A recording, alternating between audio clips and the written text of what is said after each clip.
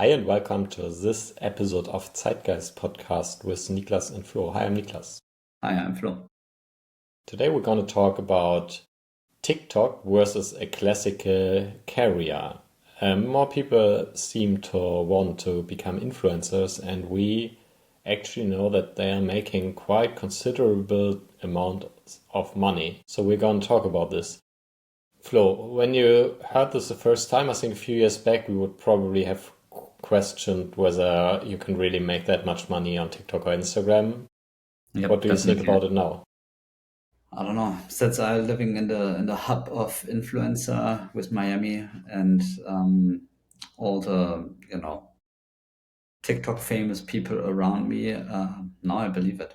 I was at a conference last week about performance marketing in Austin, and I believe this was the first time that I was really like listening to influencers, talking to influencers, and seeing so many influencers trying to reach the next level. And it was quite interesting to see what kind of struggles they have to face, and how they became successful, and all the stories behind this. Yeah, that's really interesting. What I would be so I think if I think about traditional lives, I think a lot about stability.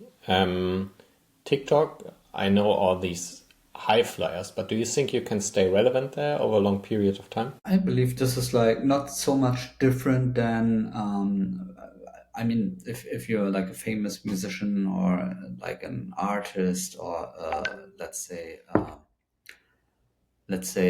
you would be like an actor.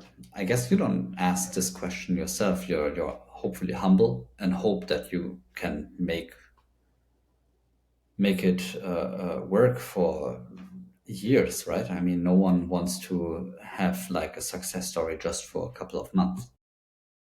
But I'm pretty sure that since a lot of really young people getting successful, making probably a good amount of money, they will just blow it away. I don't know, buy a super expensive car and don't expect how much the insurance will be, and everything around the expensive car, maintenance, whatever.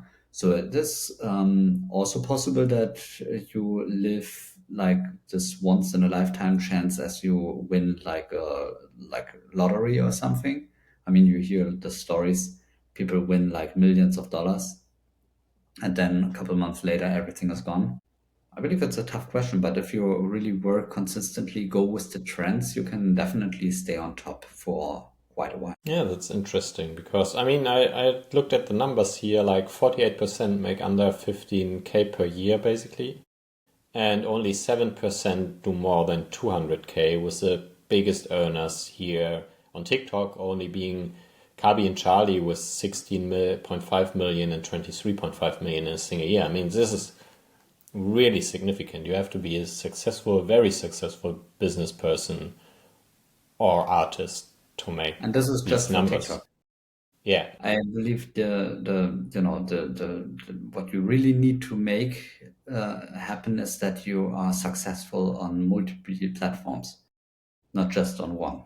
And then try to run the success through different platforms, maybe with a different approach, and then also getting deals done outside of the platform. I mean, if you think about the Kardashians, probably like one of the first really big influencers, they make a lot of money, through like all the corporations with cosmetic brands or whatever.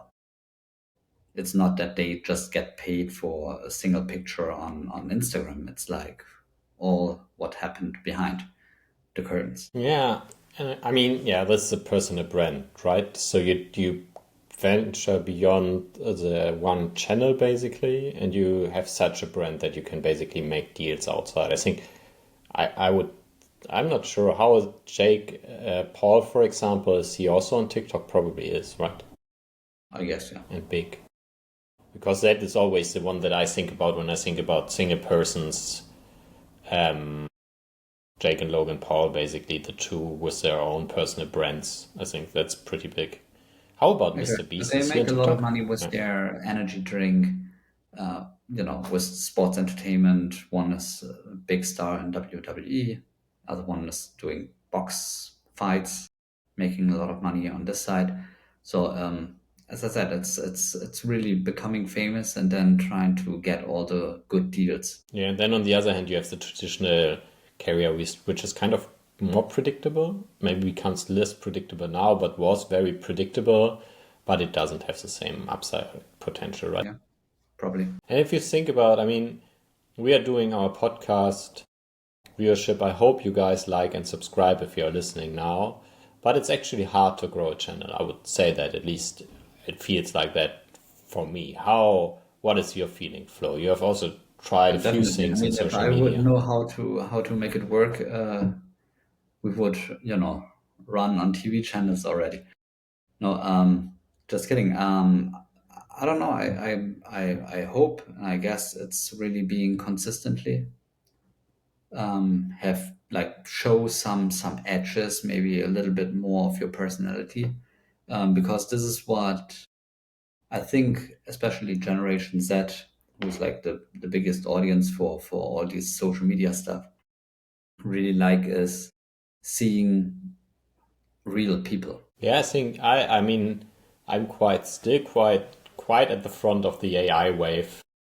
And I honestly think that we will see that as a differentiator and it will stay in the future. When we see more AI content, it will dilute AI content. Currently, I think it's very interesting. You can also create AI influencers, so you don't even have to be an influencer yourself. You could also Yeah, but create this a is not virtual how a channel. brand should sell stuff. If a brand got a choice to work with an AI creator or like a real person, they should definitely choose the real person because they are the people who do the storytelling.